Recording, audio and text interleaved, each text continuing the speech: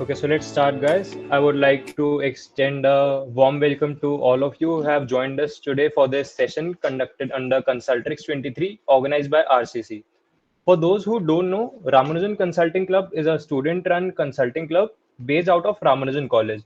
We provide pro bono consulting services to startups and NGOs. Our past experiences include working with Shark Tank featured startups and an international NGO as well. We are delighted to announce that we are here with our second edition of Annual Flagship Event Consultrix. It includes a plethora of competitions ranging from mock stocks, case study competitions, business simulations, bidding, guesstimates, and many more, along with panel discussions with industry experts from BCG, Bain and Company, McKinsey, EY, etc. Prior to these, we have a series of keynote speaker sessions planned, and today marks the beginning of our very first session on how to ace guesstimates. The link to other events of CONSULTRIX'23 is posted in the chat box. For more information, you can join our WhatsApp community to stay updated. Today's session is on demystifying guesstimates, and we have with us a fantastic speaker for the same, Mr. Vidit Garg. He is an accomplished professional with academic achievements from IIM Ahmedabad and NCT. He was also named among the top 100 inspiring MBA students for the MBA World Summit in Frankfurt. In this session, Vidit will talk about how to solve guesstimates, learn some techniques to make quick, reliable estimations any field, from business to science and beyond. It will help you master the art of solving guesstimates with how to build your knowledge, extract relevant data, and make informed guesses by developing estimation methods that work for you. We would also like to request you to keep your cameras on and keep a pen and paper handy for taking notes. So without further ado, I would like to invite Mr. Garg to take the virtual stage and share his insights on how to master the art of guesstimates. Thank you all for joining today and hope you all have a and hope you all enjoy the session. Thank you. Thank you so much, Samarth, for the lovely introduction. And thank you also for inviting me for this session. So I'll just start with my presentation.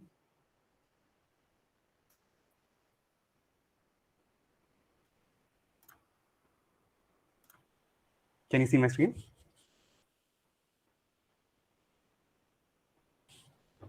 Yes, it's visible. Yeah. So today's session is a very important session, I think, for all those aspiring to enter the consulting field. And also, I think in other job interviews as well, guesstimates and case interviews have become the norm. So I think it's very important to understand how do you solve guesstimates and what does the interviewer look into it first. So I think I'll first take you through, the guesstimates process, why is it important, and what does the interviewer look into the candidate while you solve the guesstimates. And then maybe I'll take you through a sample guesstimate and a second sample guess estimate I would invite you to solve. And then maybe post everyone solves it, we can look at the structure of sample structure to it. And then I think towards the end of the session, I have sample data sets for reference, which are quite handy, quite useful while solving, the guesstimates. So I think stay tuned for that. So I would first like to ask you, what do you think is a guesstimate? I mean, obviously, everyone must be aware of what a guesstimate is, but still, a one-liner, if anyone can volunteer and speak. So basically, it's an estimate based out of your guess. Sorry. It's an estimate based out of your guess. Okay. Any more comments? Anyone else? A type of like guessing something through a proper procedure, like in which the numbers doesn't matter, but the procedure how we calculate the numbers matter. Okay. So as the word guesstimate suggests, you guess. That's absolutely correct. This in the first place is the question here. And to answer, these estimates are made because we don't have complete data sets or complete sets of information in the problem statement. Hence, we guess certain numbers and come to a result or a conclusion. So as some of you told that the key here is to guess. But I would also like to say here, it's not just about guessing, it's also about solving. Because the interviewers agreed that they do not give a lot of or sole importance to numbers here, but numbers do matter, and your structure, your approach, and how do you go about solving the guesstimate forms the key of the whole process. So that is why guesstimate is not only important from perspective of its structure, but also on how do you guess and build assumptions on it. So why is a guesstimate important? I'll specifically speak from a consulting perspective. I've been in the consulting field now for the past 4 years. I started with EY Consulting. Now I'm with Accenture Strategy in the sustainability division. And in these 4 years, I've realized that you're working in such a fast-paced environment that you have to take decisions on your feet. I mean, most of the time we don't have full sets of information. We don't have data sets available at hand, and we have to extrapolate numbers, take certain assumptions, basis our general knowledge and basis the case or the client at hand, and that is how we kind of proceed ahead with our client engagements. And this is where the foundations of guesstimates come into picture. So guesstimates usually can be asked to you as a standalone case or also as a part of sub-part of a case study. And they're important because they test your analytical assessment. They test and help you eliminate wrong statistics so that your practicality of numbers is maintained. And being in consulting, I think since everything's so fast-paced, this method is quite fast and economical because it helps us save a lot of resources, a lot of time, since we always are time crunched. And it also helps us become flexible because we can quickly test and trial, and whatever suits the structure and approach best for the client, we go accordingly ahead with that. So hence, from a consulting perspective, guesstimates are important. And now you must be wondering that why is it important for you as a candidate who's aspiring to maybe enter a consulting job, or is aspiring to be in some other job which has a requirement or prerequisite to solve a guesstimate. Now, interviewers look for the specific traits in the interviewees during the guesstimate cases. They basically test you that whether you're able to think fast or not, whether you have a structured or logical thinking. Guesstimates also test a lot on your general awareness and knowledge, and how keen are you or how aware are you about your surroundings. And I'll come to this later also. I'll explain this in detail. Of course, then it also tests you on your analytical skills and comfort with numbers. And I think communication skills are very, very important while solving guesstimate, because you have to maintain that communication and interaction with the interviewer. So, imagine you as an interviewer, you are interviewing someone, and it's monotonous. So, as an interviewer, it would not be interesting for you as well. So, the key here is to always keep that communication loop closed, wherein you keep on asking relevant questions, keep on stating upfront your assumptions, etc., and keep on, building on your common sense and solve the guesstimate. So these are the key traits which the interviewers look in the interview when they ask a guesstimate. So these should be kept in mind, I think. So now moving ahead, since now we build on why guesstimates are important, what do they look into a candidate for? Here is a broad framework which you can use to solve a guesstimate. And please, I think, note down important points here, because now this is where the critical aspect of this session starts, where I give you some handy tips. How do you approach a guesstimate, and what things you should keep in mind? So I think whenever you're given a guesstimate, always make sure to be very attentive and take your time once the problem statement is given to you to think. It's absolutely okay to just tell the interviewer that you will take a few seconds to think, and quickly you should plan your strategy. How would you want to proceed? Once you do that, it's very important for you to clarify if you have any questions. And in most cases, as most of you must have also seen, the guesstimate problem statements are quite open-ended. They don't have much information. So the key here is to ask relevant questions so that the interviewer realizes that you have an eye for detail, you are able to identify the constraints, and all this helps you move faster through the case. So imagine, this is how a consulting field or project also works.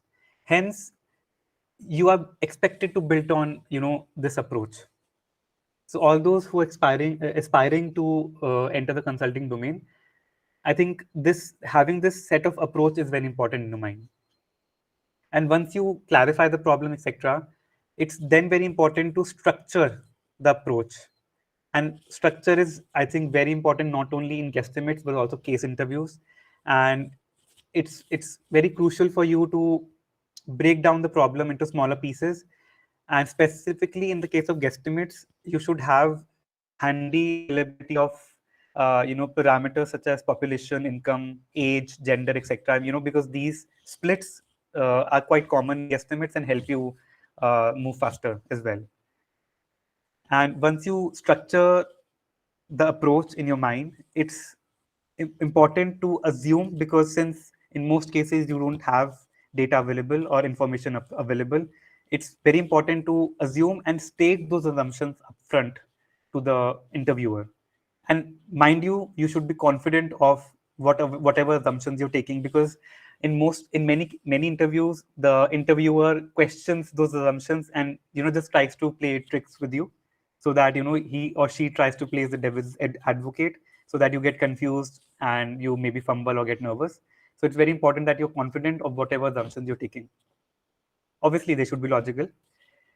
And finally, once you've clarified the problems, the questions, you've built a structure and approach, you've assumed, estimated the numbers, I think bringing all those pieces of puzzles together and conveying it into a proper, story format is important, because as I mentioned earlier, communication is the key here. It's not only about approach, not only about assumptions, or not only about the numbers, but communication as well. Because in consulting, I think there's a lot of soft skills involved while interacting with the client, and you have assignments where you talk with people from across the globe, and literally, I mean across the globe. Uh, I mean, post COVID, it's become more virtual, but I am regularly connecting with folks from North America, South America, and it's it's very important to you realize that since people are from different cultures, different backgrounds, different experiences, having those basics right at place is important. And hence my focus on the part of storytelling as well. By storytelling, I mean obviously bringing your guesstimate, the approach, structure, and conclusion in a crisp, chronological, interesting, catchy format. So hence the importance of guesstimates and how you can approach this. Now, some quick handy tips for you while you solve guesstimates. As I mentioned earlier, there should be a logical backing to each assumption you make. Each assumption, whatever you take, you have to have a logical backing to it. You can use prior research or even a personal experience to defend assumptions. So, for example, as I've mentioned here, uh, suppose there's a guesstimate on estimating maybe the number of vegetarians in India. So this is just a hypothetical statement here. You can estimate that there are approximately 30% Indians vegetarian basis uh, your experience or your personal experience in your class. That suppose in your class there are 50 people, of which 15 are vegetarians. So this can be a good metric to estimate the number of vegetarians. So you're kind of extrapolating the number here. So hence, this is absolutely fine. So this has certain logical backing to it. Hence, you can use these types of references as well. So basically, there should be logic in whatever you are assuming. Second, whatever assumption you take, there's no right or wrong to it. It's just that you have to have a logical backing, as stated in the first point. Second is, if you're confused or if there's some doubt in your mind about your assumption you've taken, you should always make a point to validate that with the interviewer, because of basis my experience, I think if you don't validate those doubtful assumptions, you realize later in the case that all your approach has been wrong, and the interviewer just kind of ends up not being happy with your guesstimate approach. And in most cases, interviewers do not also intervene when you're estimating or assuming the assumptions. So it's always important to keep the interviewer engaged and clarify and validate the assumption you're taking. And then, as you might also be aware, you should always try to round off the numbers to the closest multiple factors, because that's easier to calculate, faster for you, and avoids a lot of confusion, because guesstimates are just so fast paced. You just have 15-20 minutes mostly in most cases, and it's better to just round up the numbers and uh, then start calculating. Always make sure that you are penning every approach down. So whatever you're speaking, you should make sure to write it down, to write it in a logical way, maybe in a issue tree kind of a way, maybe in a top down approach way, so that I face situations wherein the interviewer asked me to show my sheet in front of the camera, and because he or she just wanted to see my approach and how I have written things. So it's very important that you also pen down the calculations, because since these days most of the interviews are virtual, uh, the interviewers also have realized to see how you're penning it down, writing and penning your thoughts down on paper. And I think, lastly, I think as stated earlier, it's very important to keep that interaction going, because it should not be a monologue. You should understand that the two people involved in a guesstimate, the interviewer and the interviewee. The interviewer can only be happy when you engage him or her with the guesstimate and make it interesting for him or her. So you should leverage the art of storytelling, solve the guesstimate in logical way, and I think that should sort everything for you. So I'd just like to pause here and see if anyone has any questions, and maybe then we can get on to the sample guesstimate. Any questions? Any doubts?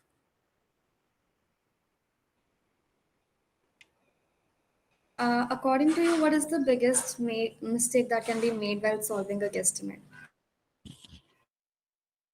I think, based on my experience, I think the biggest mistake is not validating the assumption or not clearly upfront stating the assumption, because at least my personal experience speaks that most of my interviewers never debated or never told me that my assumption was wrong. And in some cases, I forgot to validate that. And then towards the end of the case, I used to realize, or they used to tell me that, this approach is wrong or this assumption was wrong. And then it gets just too late to rectify that, because you're almost towards the end of the guesstimate session and everything becomes like a bit doomed. So it's very important, I think, to state your assumptions, because guesstimates are, I think, heavily dependent on those assumptions as well, because it's not a case interview.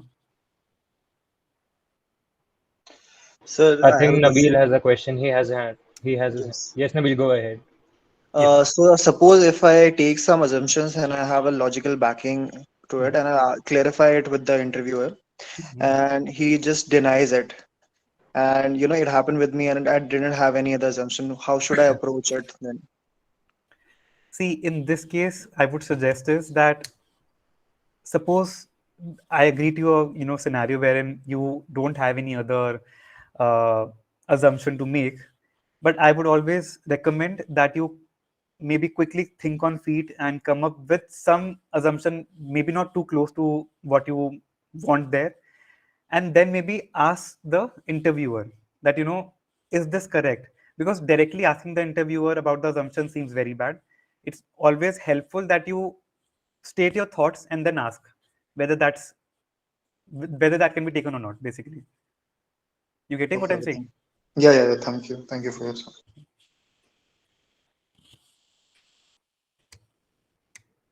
Any other question?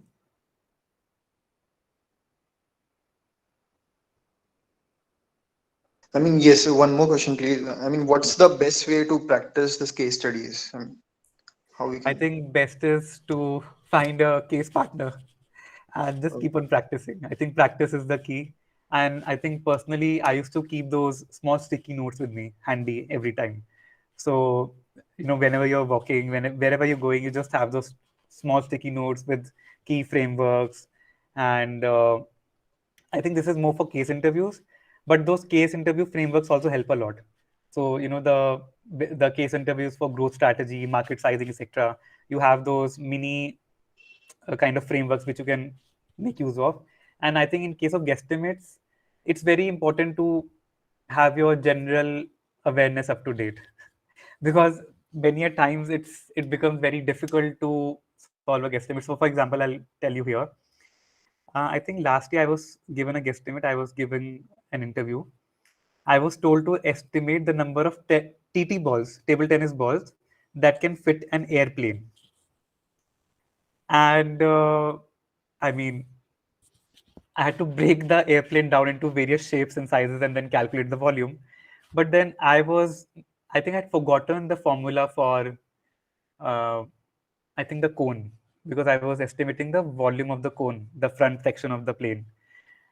And that is where I fumbled. So, I mean, this is an outlier here, but it's very important, I think, that you keep your basics very clear. But yeah, like in such cases wherein the cases are very different, the interviews also help you a bit. They give you guidance. But yes, I think still you earn brownie points if you are able to solve it yourself without any help. So yeah. Okay, thank you, thank you.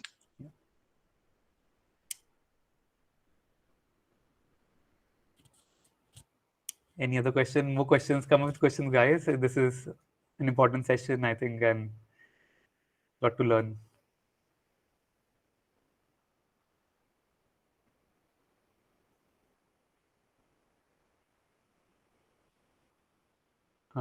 Okay, no issues. I think if you have any questions, we can take it towards the end of the session. I think I can move with the sample guesstimate one. So this I've taken directly from our consulting casebook. I'm Ahmedabad's consulting casebook. I think my agenda today is to first give you a flavor. I mean, I think most of you might have also solved guesstimate, but I'd just like to take you again through how do you approach a guesstimate, and then I'll invite everyone in this call to solve a guesstimate, which is the second guesstimate, and then maybe we can look at that solution later on. But I'll first take you through an approach and how do you solve a simple guesstimate like this.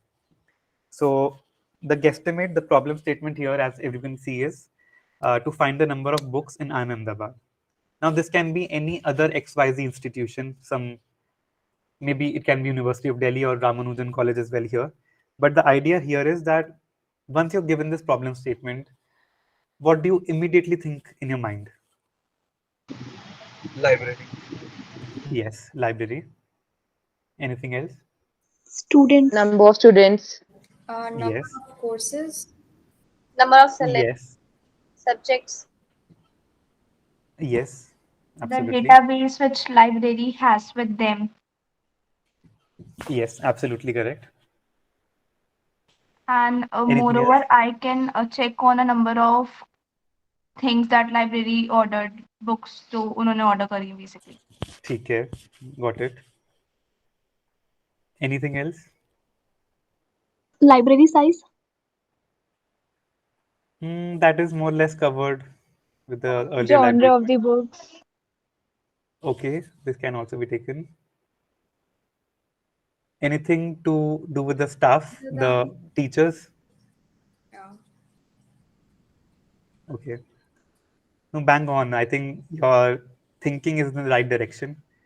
And as you can see here as well, I mean, for a statement or a guesstimate of of this kind, I think it's very natural to think about uh, books with the students, and as someone said, number of courses in a college, because each course in a college, and specifically if I take the case of University of Delhi and its constituent colleges, There are number of courses, and each course has a particular strength. And then since they are 3-year courses, you will also take the number of students per, per batch of those 3 years. So this is a very logical thinking, and that is how I think you can approach. First, obviously, the number of books, then individual textbooks, which cover students and professors. And this is specifically the case of IIM Ahmedabad, since I'm taking here. So we have a library. We have a library of 3 floors, and I'm estimating the number of racks on each floor to be 10, with 5 shelves per rack and 30 books per shelf. So these are assumptions which I'll have to make here. If you see here, I'll just, yeah, this library. So this is just giving you an overview of how you can estimate actually. So we've all thought about library, we've all thought about number of books, we've all thought about students. So that is how you can approach. So I'll take it one by one, I think first. We'll first take it to individual textbooks, which can be with students or professors. Now at IIM Ahmedabad, there are two main, so we have MBA, the flagship 2-year MBA, wherein you have the first year MBA students and the second year MBA students. So you have PGP1, which is the first year MBA students, PGP2, which are the second year MBA students. Then FPM is the doctoral program at IIM Ahmedabad, which also forms a major chunk. And then we've classified other courses as others. So you have the 1-year MBA, you have other MDP management development program students, etc. That's others. So this is a broad classification. Now what I'll do is I'll think about the number of students or the batch strength of PGP1, which is approximately 400 students in a year. I'm assuming because the number can be 393, 94, but I'm taking a round figure of 400. Now, on an average, in PGP1, we have approximately 35 to 40 books in the entire whole year. In PGP1, we go through all multiple courses, and we have approximately, I'll take 40 books at hand. So for PGP1, we have 40. Similarly, for PGP2 also, I'll estimate it to be 40. For FPM, I'll take some certain number, etc. So then we get the number of books with the students in the campus. Similarly, we can take the approach of professors. By professors, we can divide it into different subject areas.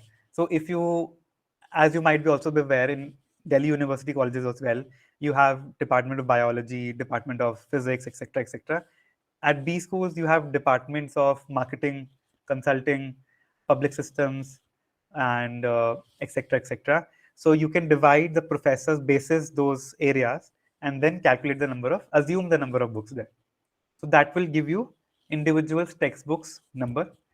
Then for library, as we were discussing earlier, you can estimate or assume the number of floors, the racks per floors, the shelves per racks, and the number of books per shelf.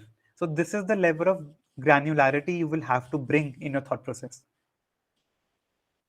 So you're seeing that this not only is bringing a structure into your thought, but also showing to the interviewer the level of detail you can dive deep into in such a short span of time, and that is what is required. And then you can also talk about novels, because students in a B school also read novels. I mean, we hardly get time, but yes. So you can estimate that as well.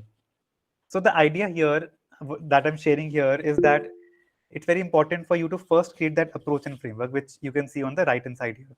And this should be always, and also always remember, whenever you're writing, taking a pen and a paper, write it in a neat format. I mean, obviously, I'm not saying that decorated, but it should be legible and readable, because there have been cases when the interviewers ask you to just show your sheet in front of the camera. So always remember that. And I think, as told earlier, make reasonable assumptions and justify your assumptions. Because if someone asks you, how can you say that the library has X number of books, then you should be in a condition to explain this in detail. That that your library has this. So this is where your personal experience comes in. As I was talking in my previous slide, assumptions can be made basis a current knowledge or basis a personal experience. And this is a personal experience, because the interviewer might not know how many floors your library has, or how many racks each floor of the library has. So this is where your personal experience comes in. So I think that's largely how you solve a guesstimate, and this was a very basic guesstimate, I think. But any questions on this? Any clarifications, if anyone has? Otherwise, we can move on to solving guesstimate 2.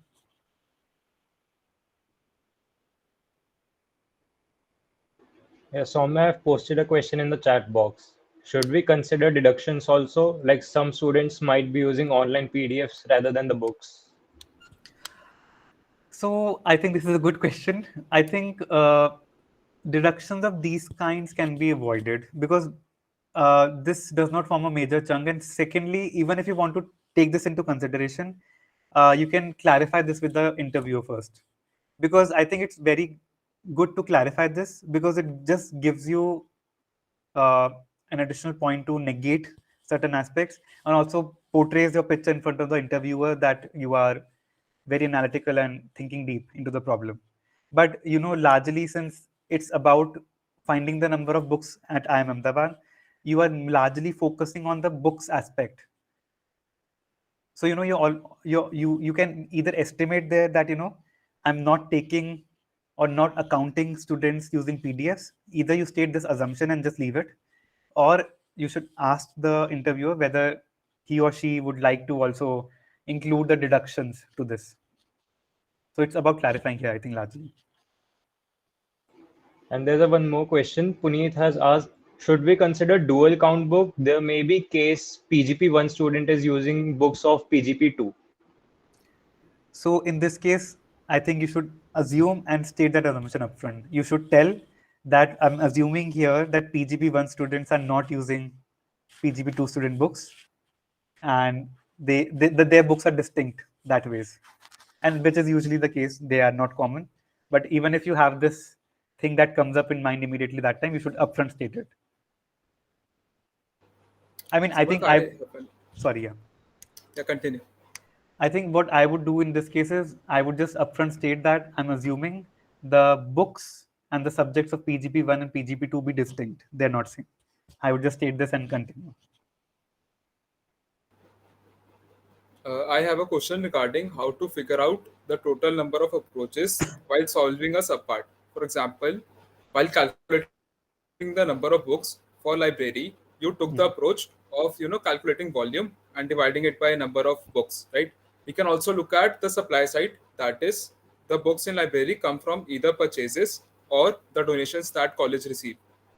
So how to figure out the total number of alternate ways that can be used to approach a case problem?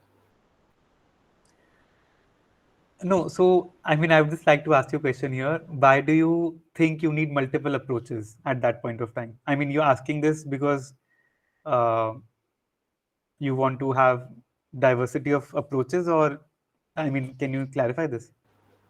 Yeah, so to get accuracy and solving that in the shortest time, we should know the alternate approaches available.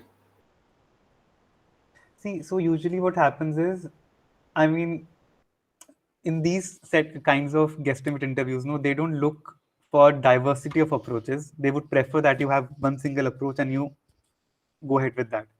And that is how you start building those.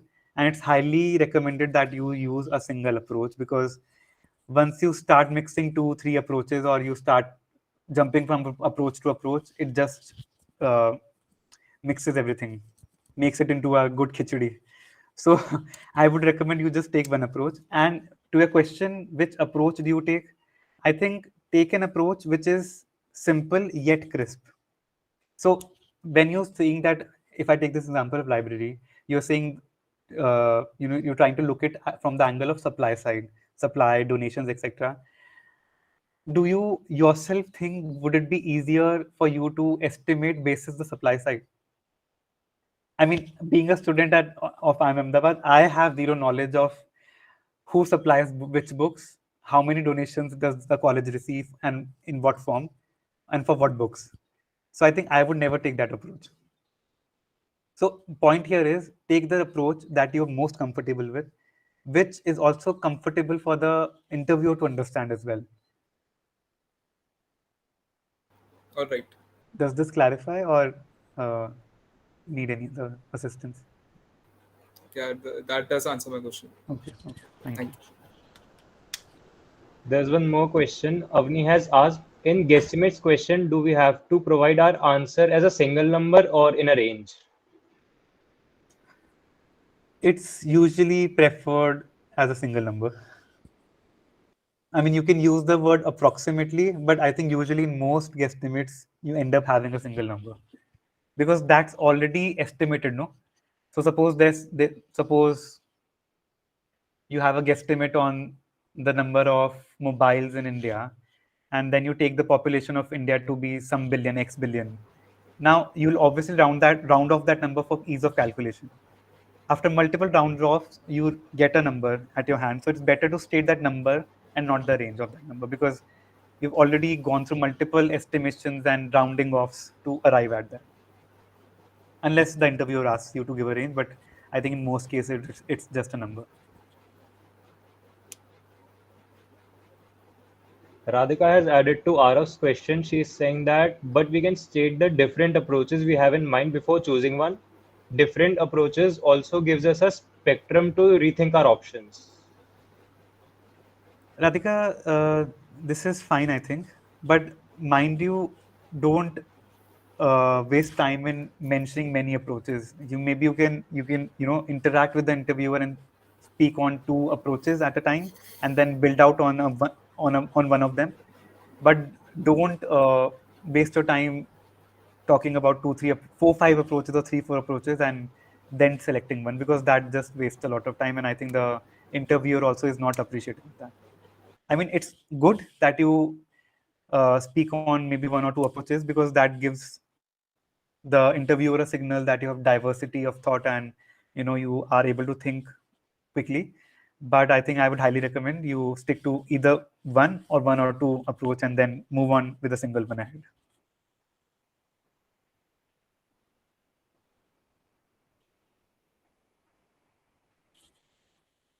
Any other question?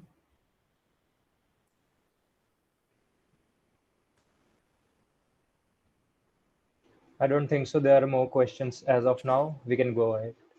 Okay. So I think next I'll like to take a guesstimate so that basis what we have talked till now, maybe I'll need some volunteers who would like to. I mean, everyone can solve this guesstimate and post solving. I think I would invite one or two of you to state your approach, your assumptions, and let's get the final answer if possible. So I hope everyone has a pen and paper handy. If not, you can take a second to get that. And I'll then come up with the guesstimate problem statement.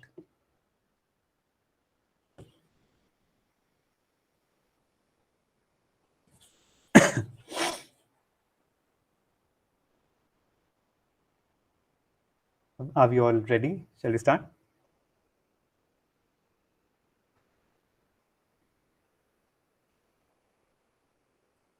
Well, I think maybe if we want to make it more interactive, uh, would one of you like to volunteer and solve the guesstimate live?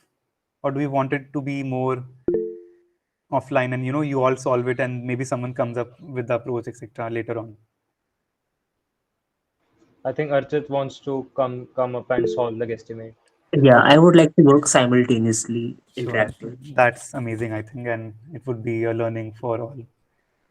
Okay, so Okay. Arpit, right? Archit. Archit, sorry, Archit. Okay. Hi, Archit. So, Hello. okay, yeah, are you ready? Yes. Okay.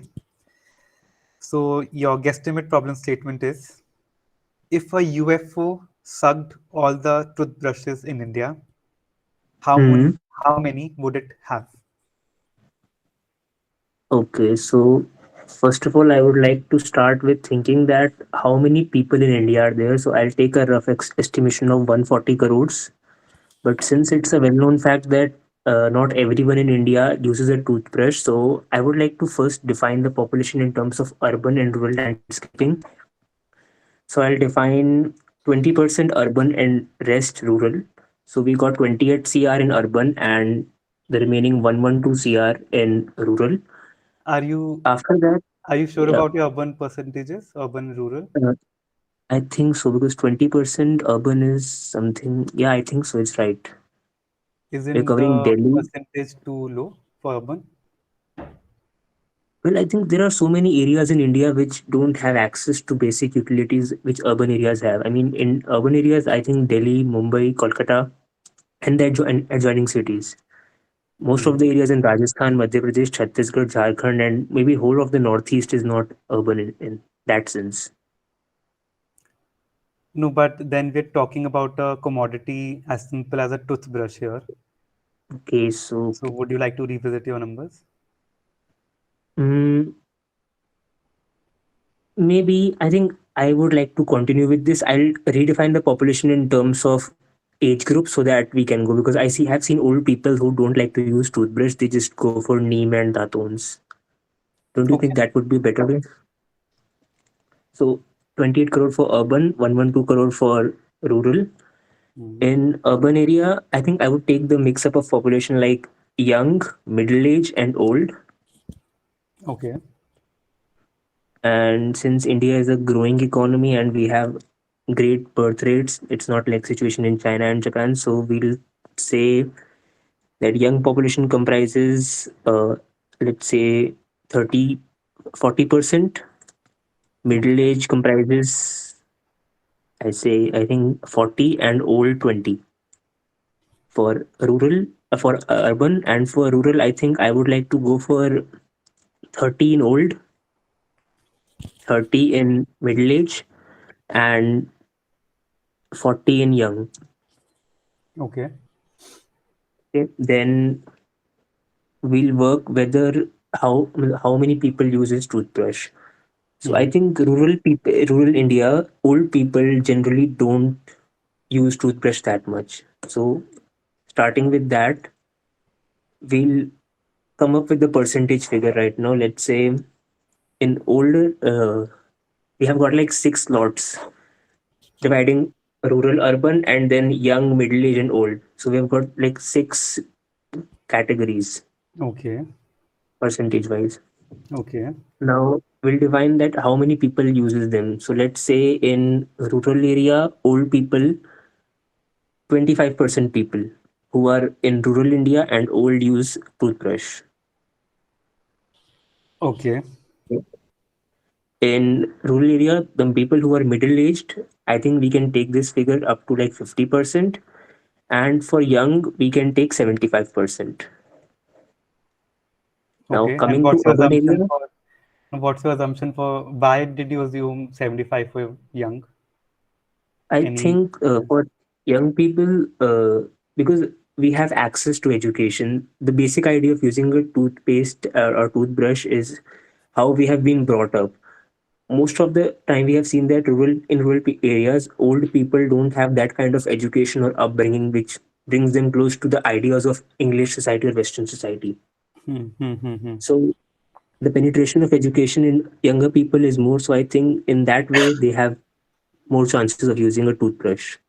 Okay. And for urban areas, I would like to take that figure to 95% in young because there are also some people in urban areas that don't use toothbrush. But since it's a guesstimate, I would go for like very close figure of 100%.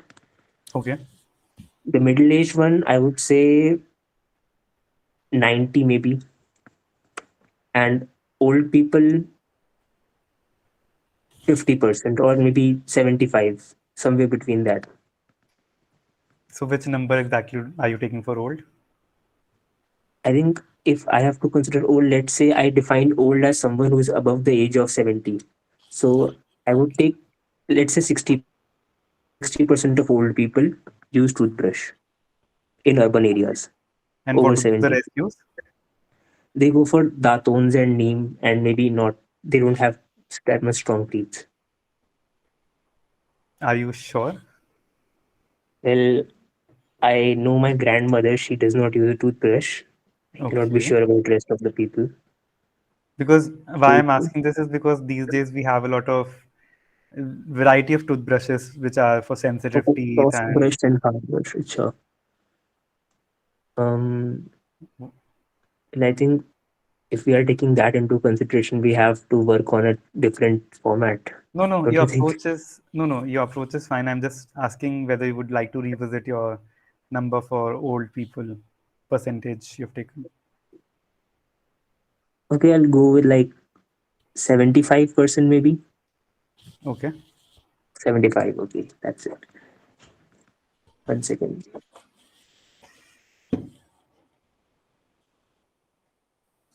Yeah. So now we'll multiply the figures and get the answer. So do you want me to multiply? No, that's okay. I think that's fine. You will finally arrive at a number. But do you think you're missing something Mm, else as well? Would you like to revisit the problem statement again? mm,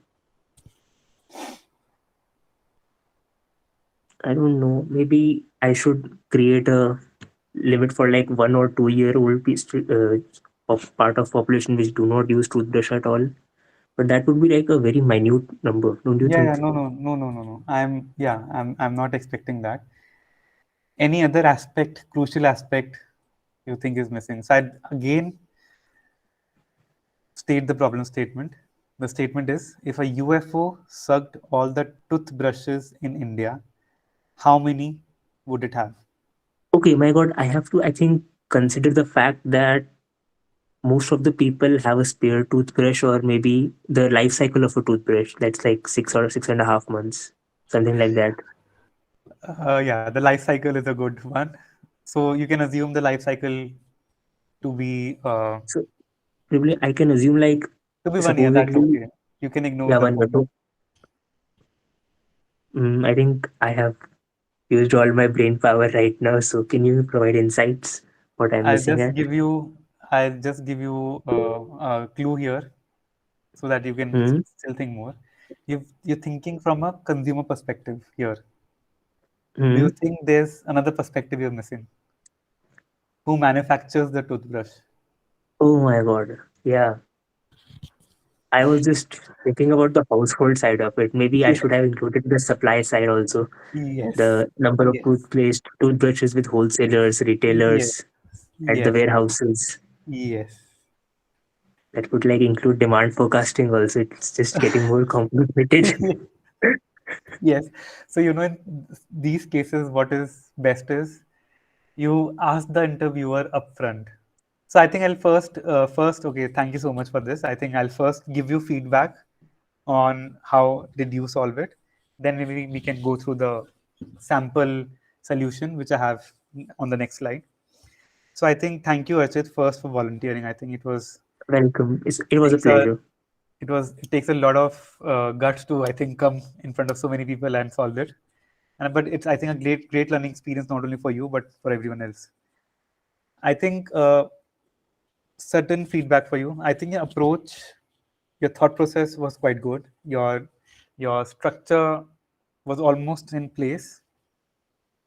But I think I some suggestions are first is that as soon as I gave you the problem statement, you just started off.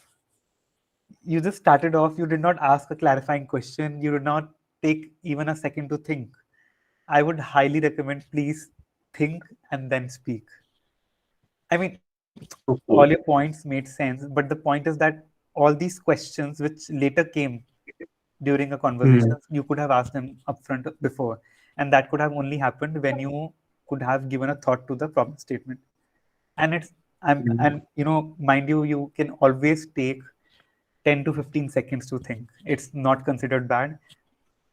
Usually what I do is whenever I'm asked a guesstimate, I upfront tell the interviewer, I first restate the problem statement because that gives a signal to the interviewer that you are attentive, and that also Hmm. reconfirms what you've heard, because sometimes there's a lot of background noises and lots of issues, technical issues, so it's always best to restate.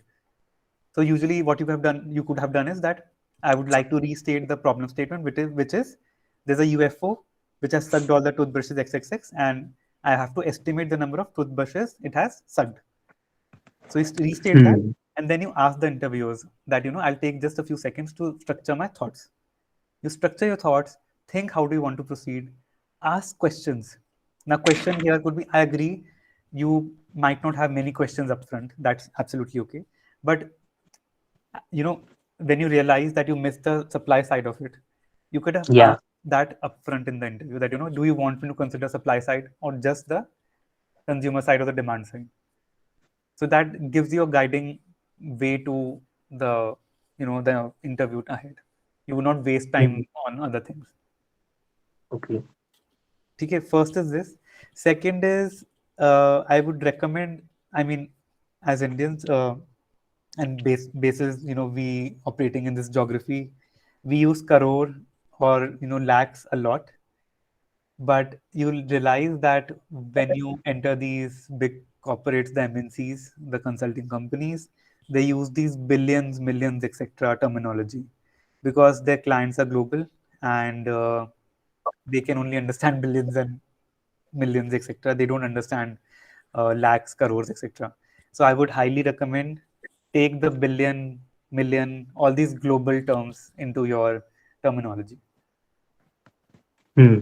It's highly recommended. I mean, I think the interviewer would not tell you this, I think, at least in Indian context, but it's highly appreciated that you use million, billion, etc.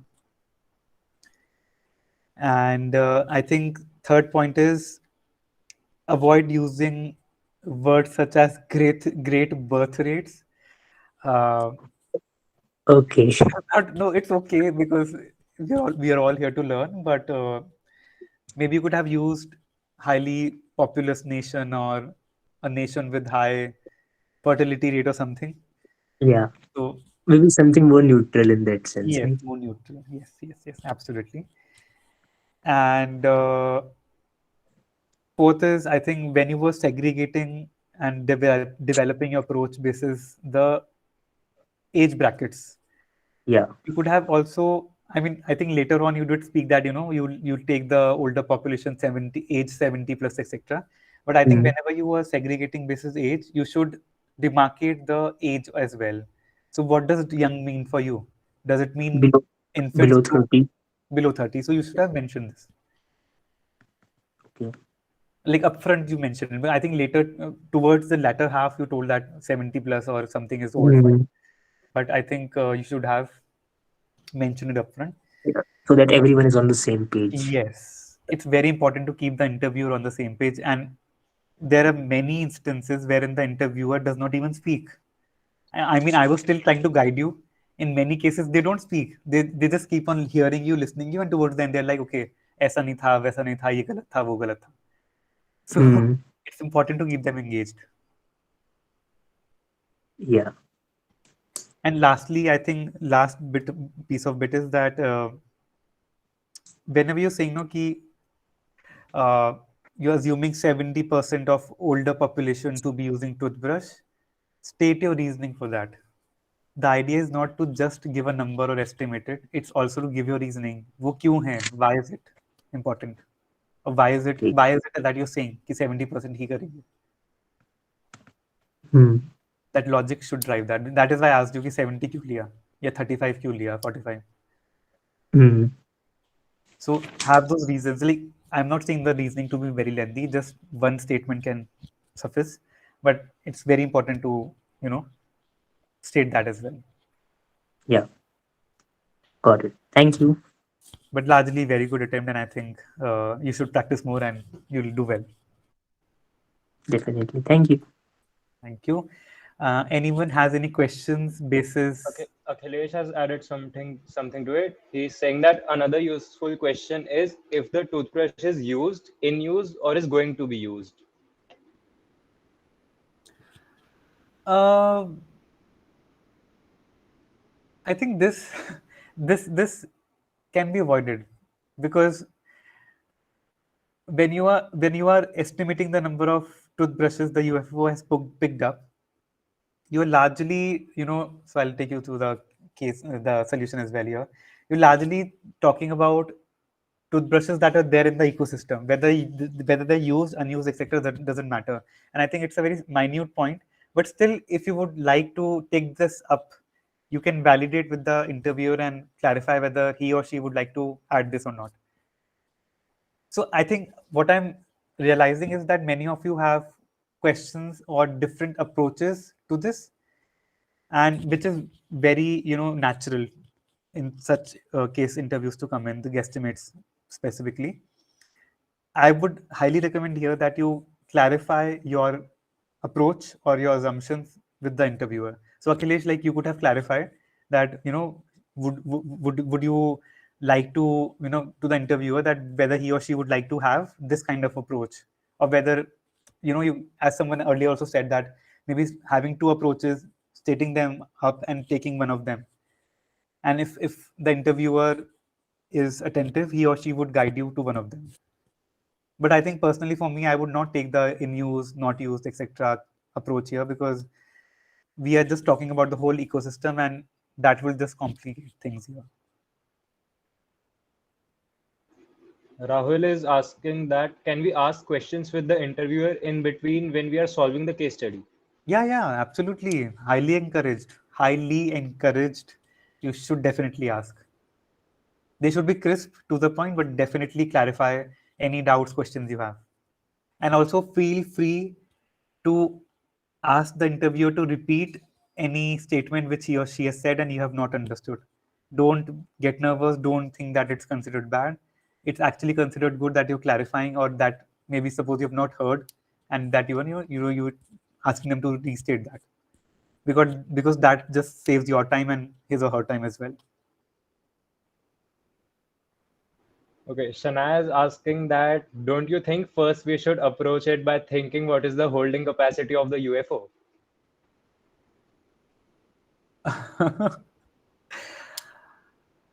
I think this can be stated as an assumption that the UFO has the capacity to suck in all the toothbrushes that we'll be estimating. So you can state this assumption and then move ahead.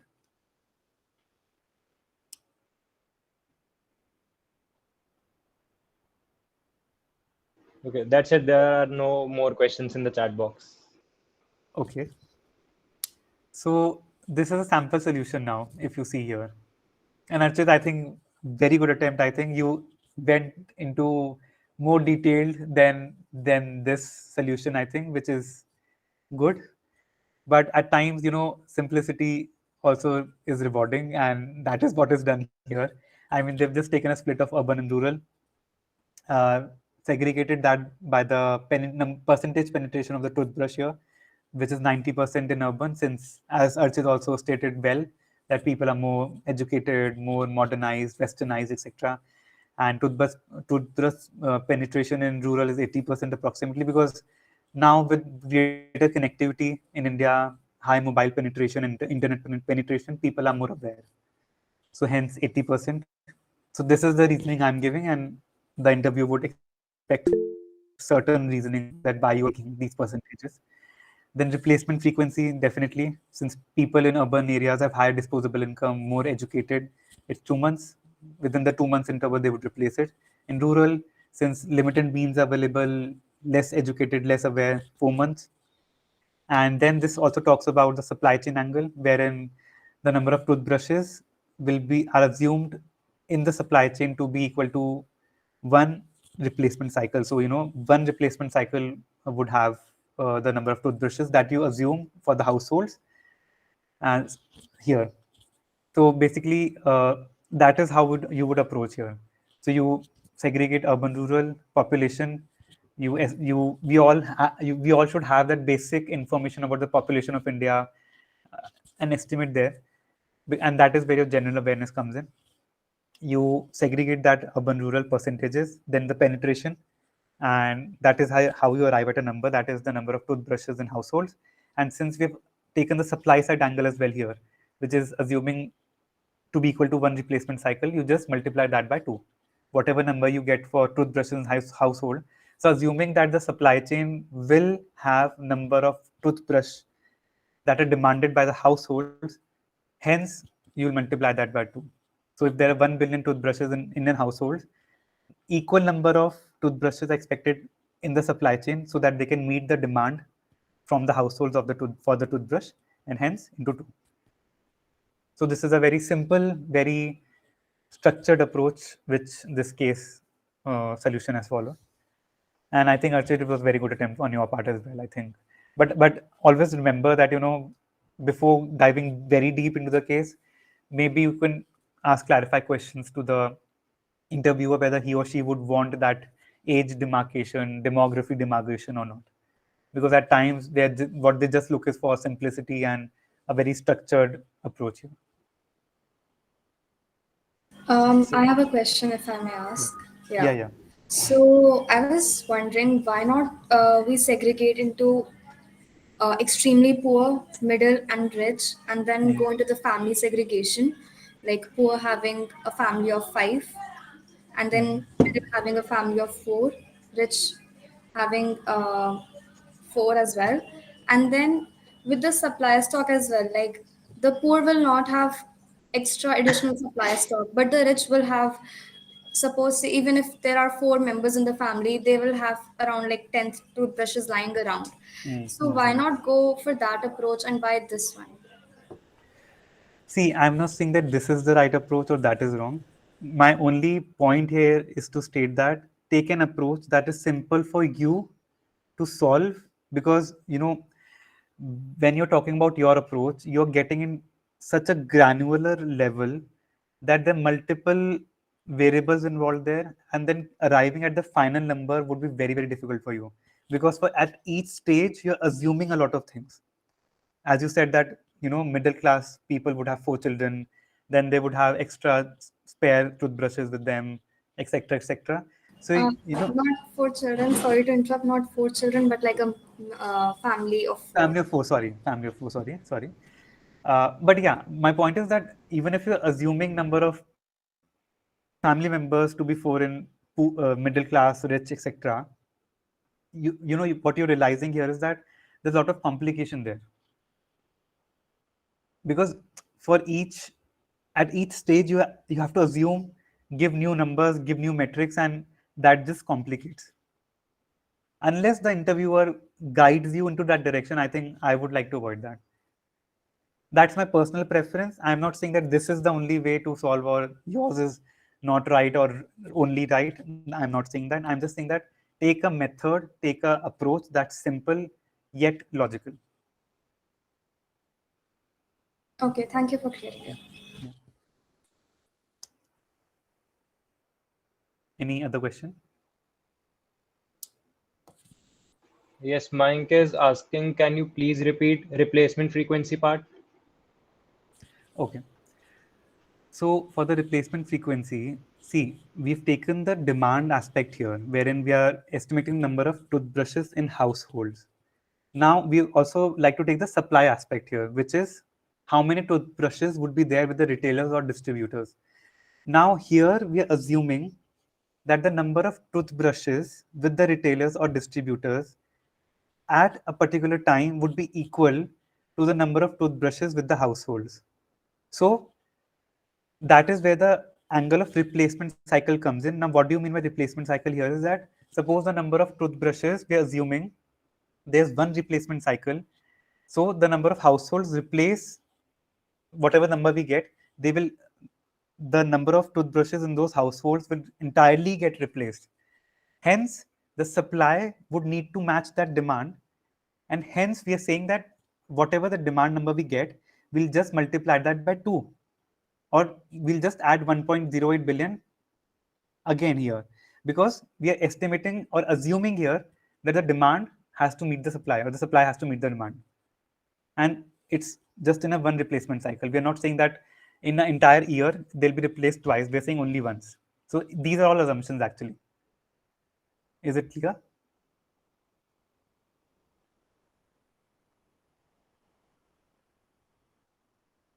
Is it clear? Should I explain it again? Yes, it is. Thank you. Okay. Any other questions? Yes, Mayank added a question, how 2 months and 4 months taken into consideration? So here they have not taken into consideration. They have just mentioned this assumption, but they have not taken it. Okay, If you've seen the case, they have not taken it. It's just one replacement cycle here.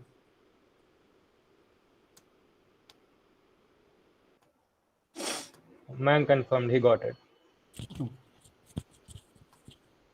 Any other question?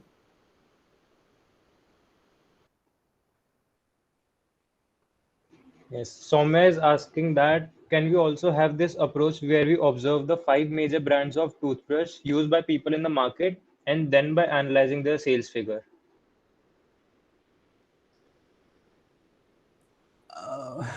Okay, this is quite innovative. Uh, that would, I think, be very limiting because you're just taking five major brands in the market. What about other brands?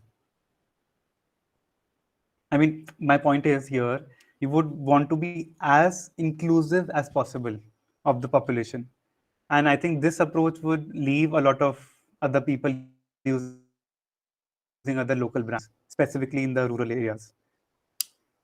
I mean, this is my personal preference. I would, I think, not like to take that approach. I mean, the idea of a guesstimate is to also be as inclusive as possible of whatever you're estimating. You should not leave any area untouched that ways.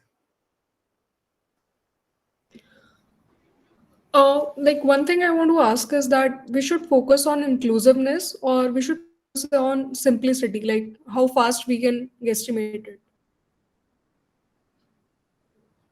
I think it should not be majorly about speed because if the interviewer is short on time, he or she will speaker.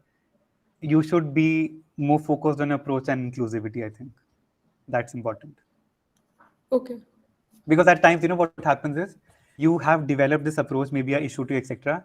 And when you come at arriving at the numbers, the interviewer just stops you because he or she is satisfied with the approach, and that is what they're entirely just looking for. Because maths, simple maths, anyone can do, so not an issue. Yeah. Thank you. Yeah. Welcome. Mayank wants to ask a question. He's saying if we were supposed to find the market size of toothbrush segment of industry, then the final answer would be same or 1.08 billion. Sorry, can you repeat? Yeah, Mayank is Market size of? asking market size of toothbrush segment of industry. The final answer would be same or 1.08 billion. I think it would be same because there also you would look it at from the angle of manufacturing and then the demand, and then I think you would have to again assume there the replacement cycle etc. agenda. It again, you have to see the consumer side and the supply side. So there in the toothbrush in segment in the industry, they are the suppliers, and the consumers would be the households. So I think it would be quite similar to this. Okay, and Faz is asking that how do you deal with cognitive biases that may influence your guesstimates, such as overconfidence or the confirmation bias?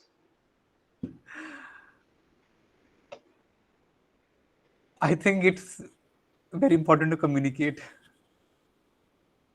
So, as I was mentioning in my previous slides, the basic slides, whenever you're taking any assumptions, just so your focus should not be just on pen and paper and writing. You should keep on talking, keep on communicating, and in most cases, the interviewer interrupts you wherever you're wrong, and that will help you counter your own biases because that will be the guiding light for you to arrive at the end of the case. Okay, I hope Faz and Mayank, your questions are solved now. Hi, Vidit. Am I audible? I have Yeah. another question, Yeah. or it's more like a confirmation.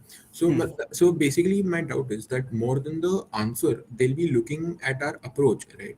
Yeah. Like, for example, if in this case we've considered one replacement cycle, but if I choose to not consider that and I stick to 1.08 billion, and I mentioned that I'm not including any replacement cycle, so Yeah. that is fine as well, right? Yeah, that is fine as well. Got it. It's Got very it. important to just sell your logic, sell your assumptions, and that's absolutely Got fine. it. So more than the number, we focus on the approach, right? Yes. Yes. Got it. Thank you.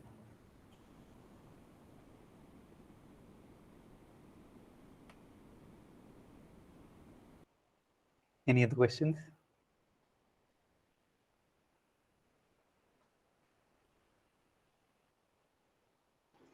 No, I think most of the queries are solved now. Okay, no issues. And if anyone of you have or Okay, has there's a any question, question now. oh, Yeah, okay. Mayank has asked. So to find out the market share of Colgate toothbrush, we would be finding out, say, 20% of 2.16 billion. Assuming that Colgate has that market share,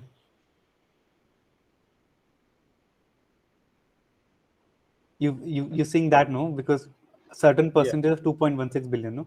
yeah, Mayank got it. He said okay. Okay, okay, fine.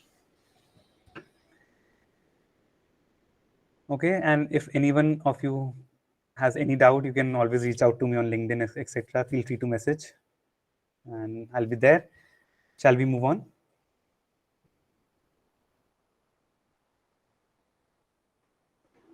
Yes, we can. Okay.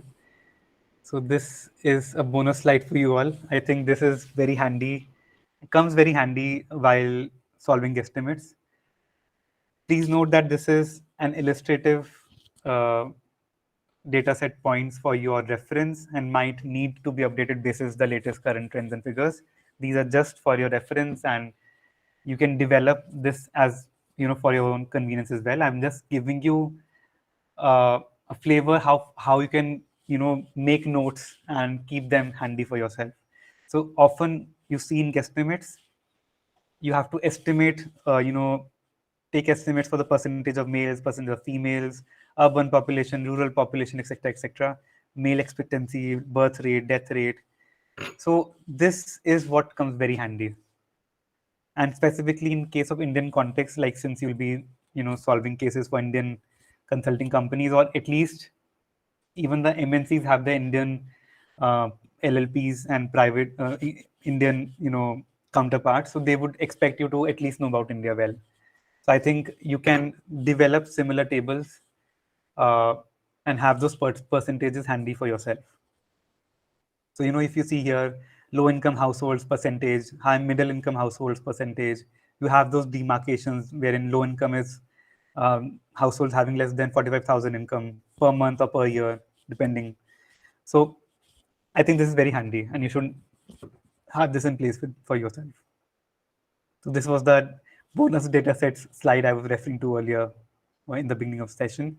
And you also have, so this will obviously depend a lot on the current trends, populations, etc. in India, but helps a lot actually, helps a lot.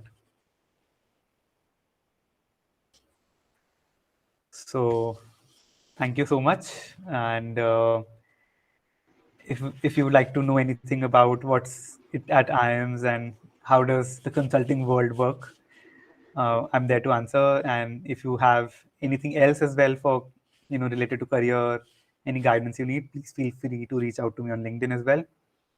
And if any one of you has any questions, please feel free to ask me. Thank you so much, and thank you for attending this session. It was lovely speaking to you all. Thank you so much, Vivid. Vidit, we would like to extend our gratitude to you for taking this session. It was an insightful and informative talk, and we really appreciate you to take out the time and put in effort. And that presentation was really amazing. Thank you. Now, I would request all the attendees to please turn on your camera so that we can take a group picture, and do fill in the feedback form. And we'll also provide you with top case books from Ivy Leagues. And we are also having a guesstimate competition under Consultrix only. So do check out the link in the chat box. We have posted it over there. And some of you were asking for with its LinkedIn ID. It is also mentioned in the chat box. Do check it out. Okay. Thank you so much, everyone for attending. And please turn on your cameras for a pic.